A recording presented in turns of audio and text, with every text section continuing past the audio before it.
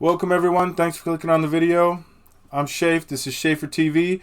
We got a nice little video for you today with all the speculation and all the rumors in the last couple months about Erik Ten Hag. Is he staying? Is he gonna go? We have a little bit more clarification yesterday from Mauricio out of Italy. Now, whether you find this credible or whether you don't find it credible, the report is that no matter the outcome on the FA Cup final, Erik Ten Hag is gone. So, with that information, whether it's credible or not, we're going to look at a list of candidates that I think are probably best suited, or at least I think United thinks that they're best suited to take over. With that being said, before we get into the video, please like and subscribe. I really appreciate it. Thank you very much. Leave a comment. Let me know what you think. All right, guys. I'm going to list 4 names for you guys. And I'm going to list them from 4th to 1st. And 1st is who I obviously think has the best chance of becoming manager, or who I think should be the manager. Let's put it that way. Now, I'm going to go ahead and throw this name in there, but this isn't on the list. This is the name that I wish would manage, is Zinedine Zidane. I think that if he came to United, even though I've never really seen him build a team or build an atmosphere of young kids to win, I would still love it if he came. With that being said, let's get into this list. All right, so the 4th manager I got is Graham Potter. The reason why he's 4th is he's a solid manager. He's got a good record. At Brighton, he had a 31% win percentage. That doesn't seem like it's so great, but when you realize that he's the one that kept Brighton in the Premier League for about 2.5 seasons before going to Chelsea. He had 42 wins, 46 draws, 47 losses. That's not so bad for a team like Brighton 2-3 years ago, even 4 years ago, when they didn't really have much money to spend. Even at Chelsea, he had a 39% win percentage, 12 wins, 8 draws, 11 losses. That team is kind of lost. They've been kind of lost for the last 2 years. I think Graham Potter did about as good a job as he could. I think he had like 40 players at one point, so it was a true mess over there.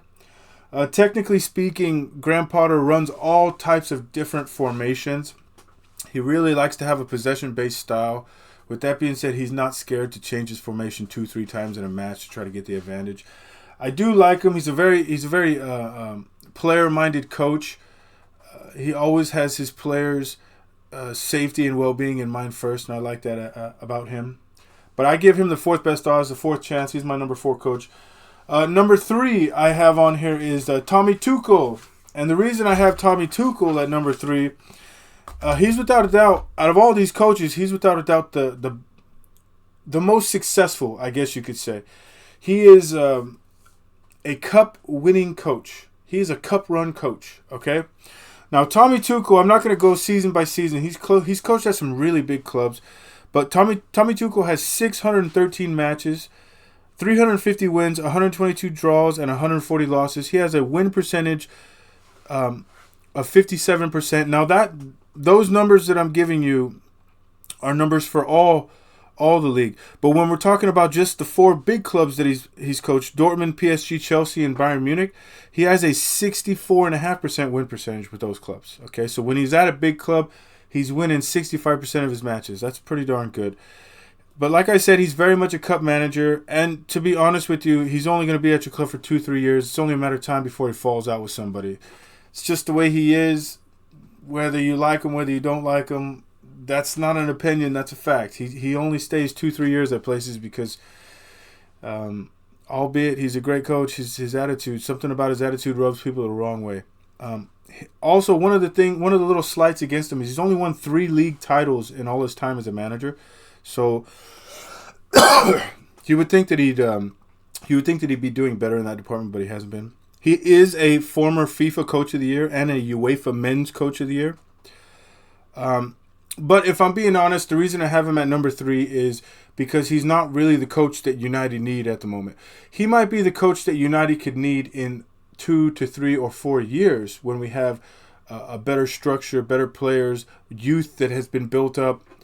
But as of right now, we need to get rid of 10, 12, 13 players. And Tommy Tuchel is not the guy for that. Tommy Tuchel is going to probably use every player he can, so he's not the guy for us. With that being said, I'm going to go on to the my second choice, which would be Roberto De Zerbi And the reason I think Roberto De Zerbi would do a fantastic job is because in his couple years at Brighton here, he's had 89 matches, 38 wins, 22 draws, 29 losses, and a 42.7% win percentage, which is actually pretty solid when you come to think about it, especially this season. I think they're going to be 10th or 11th on the table. I can't remember. With that being said, they have 6 starters out for quite a bit of time this year. I think the 6th one is something like 8 or 9 games. So he's been absolutely ravaged with injuries this year. And for a small club like Brighton, that really takes its toll. All right. The reason I like De Zerbi so much is because he is a coach that will promote the youth. He is a coach that will bring unity to the team. And I don't mean the type of unity where it's like kumbaya, we're all going to do this together. I mean the type of unity where he says, this is how it's going to be, and if you guys don't do it, you're going to get the hell off my team.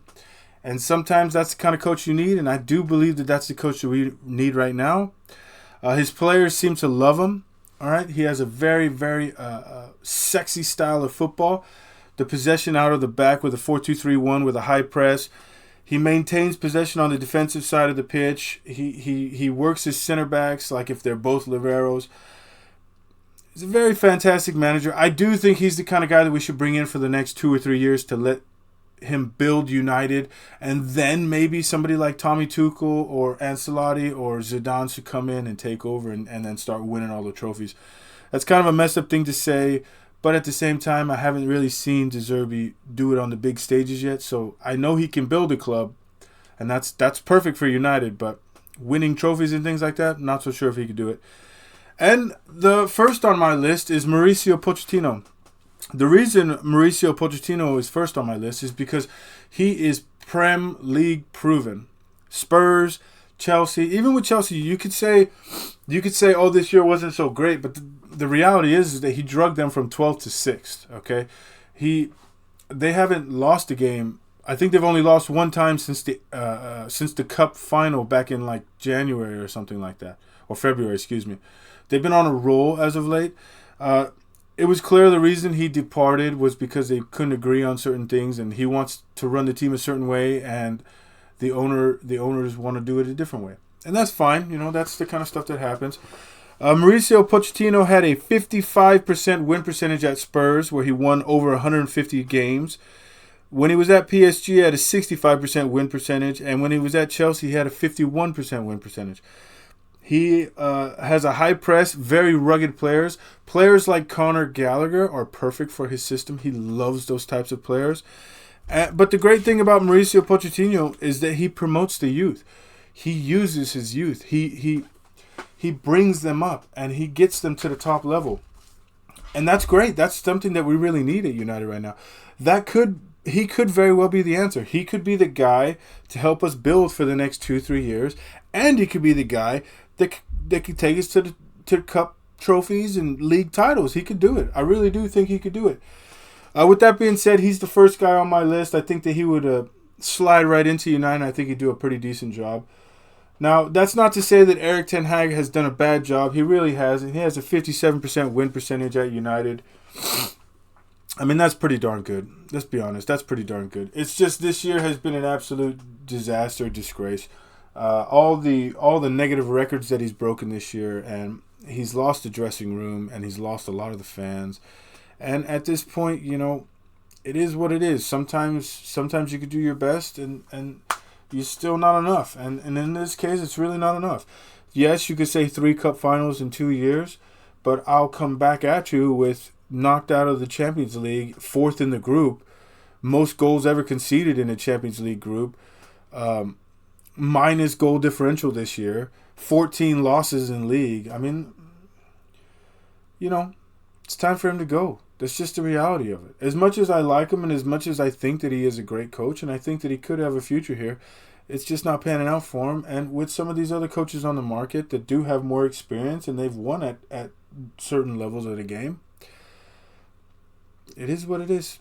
Let me know what you guys think in the comments. I appreciate you watching the video. This is Schaefer. This is Shafe with Schaefer TV. Thanks for watching, guys. I'll see you on the next one.